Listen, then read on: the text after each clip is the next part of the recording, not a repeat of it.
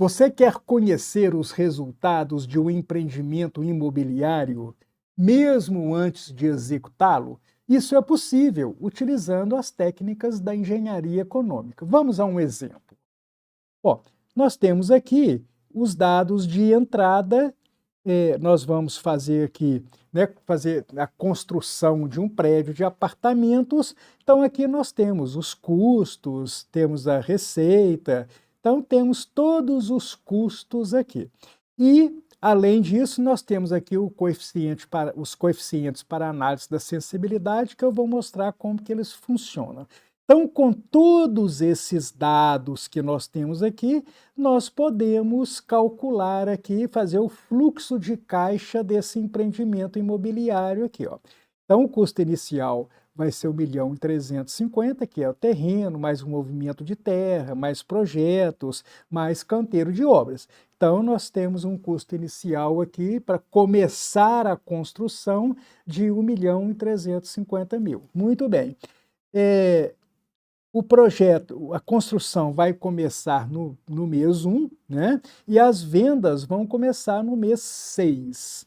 Bom, então aqui nós temos as despesas administrativas, temos o valor da mão de obra. Como é que a gente calcula esse valor da mão de obra? Isso é no orçamento do prédio, né? O engenheiro orçamentista nos dá esses valores aqui, tanto de mão de obra quanto de material. E vamos ter também que alugar equipamentos. A partir do 8º ano, a gente tem que alugar equipamentos, fazer um contrato com a empresa de aluguel de equipamentos, temos essas despesas aqui de equipamento. Então, o material está aqui. Então, nós temos aqui a soma de todos os custos. A nossa receita vai ser, nós temos aqui a receita total de 12.416.000. Essa receita, de acordo com o plano de vendas, a pessoa vai dar uma entrada e depois vai pagar parcelado até o ano 55 aqui, ó. Vai pagar o mês 55, né? Então vai pagar 50 meses. Bom, então nós temos aqui todas as receitas e calculadas aqui de acordo com o plano de vendas. Bom, então, com isso, nós podemos montar o fluxo de caixa. No início aqui, até começar a obra, nós temos só desembolso de caixa, só custo. A receita vai começar no mês 6, aí já temos um fluxo de caixa positivo, porque entrou uma bolada grande aqui, porque é a entrada, né, dos apartamentos, depois volta a ficar negativo e depois começa a ficar positivo, né, fica positivo, depois os outros meses vai ficar negativo, depois ele fica positivo, passa negativo, positivo, e aí vai. Então, nós temos aqui todo o nosso fluxo de caixa até o final aqui, ó. Então, isso aqui né, são os fluxos de caixas futuros do projeto. Então, quer dizer que nós temos aqui um custo total de 12.416.000, o custo não, a receita de 12.416.000, com um custo de 8.944.660. Bom, então, vamos fazer aqui, ó, calcular o lucro operacional do projeto, que é a receita menos o custo. Então, esse projeto rendeu 3 milhões, esse prédio, né, rendeu 3.471.340 reais. O que significa isso na engenharia econômica? Nada. Por quê? Porque não tem aqui o custo do capital dos investidores, né? Não estamos falando em custo de capital, só tem a receita menos o custo. Mas, como a gente pode perceber aqui no nosso projeto, ó, temos vários valores negativos. Nós temos uma necessidade de capital de giro aqui máxima de 2.317.225. Para fazer isso, a gente calcula o fluxo de caixa acumulado, né? E o maior valor aqui, ó, 2.317.225 reais. Bom, então, primeiro faz o investimento, depois recebe. Então, o valor do dinheiro no tempo tem que ser considerado. Então, subtrair a receita menos o custo, isso não quer dizer nada na engenharia econômica. Bom, então nós podemos aqui calcular, né, fazer uma análise da viabilidade aí do custo. Bom, então você tem um custo de capital, que é 1,20, taxa de reinvestimento. O que é essa taxa de reinvestimento? É quanto que nós vamos reinvestir os fluxos de caixas positivos do projeto, né? Então nós temos aqui fluxos de caixa positivos, ó. Vamos reinvestir no mercado financeiro esses valores aqui, todos esses valores aqui positivos. Vamos reinvestir a taxa de 0,7% ao mês. Bom, fazendo o cálculo do VPL, utilizando o fluxo de caixa, né, nós calculamos aqui, vamos apagar esse valor aqui, porque ele não quer dizer nada. Vamos aqui no cálculo do VPL, deu 1.724.063, menor do que aqueles 3 milhões. Por quê? Porque aqui nós estamos considerando o custo do capital, né? Então, esse empreendimento imobiliário vale mais do que custa 1.724.063. Calculando a taxa interna de retorno, 3,48. Ora, essa taxa interna de retorno aqui só é válida se a gente conseguir reinvestir os fluxos de caixa nessa taxa de retorno. Isso não vai ser possível, porque nós vamos conseguirmos reinvestir o fluxo de caixa, né, os fluxos de caixas positivos na taxa de 0,7. Então, para isso, nós temos que calcular a taxa interna de retorno modificada, que leva em consideração o reinvestimento que nós conseguimos fazer, que é esse 0,7 aqui. Então, a nossa taxa de retorno não é essa aqui, 3,48, é essa aqui de 1,91.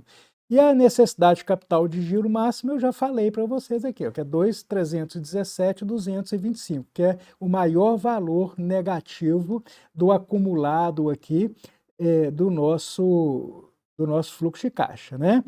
Que vai dar 2.317.225. Muito bem. Agora, nós podemos calcular os pontos de equilíbrio desse projeto. Já tem calculado aqui da mão de obra e do material. Para que o projeto seja inviável, a mão de obra tem que subir 91%. Ora, esse projeto não é sensível à variação de mão de obra, porque nenhum engenheiro orçamentista vai errar tanto assim na mão de obra, né? E no material também, o material tem que aumentar 59%. Claro que o engenheiro orçamentista não vai errar tanto assim. Agora, qual deve ser a receita que vai zerar o nosso VPL aqui? Ó? Então, você tem aqui, vamos lá, dados, testes de hipóteses, atingir meta, esse valor do VPL nós queremos que seja 0, e vamos variar aqui a receita.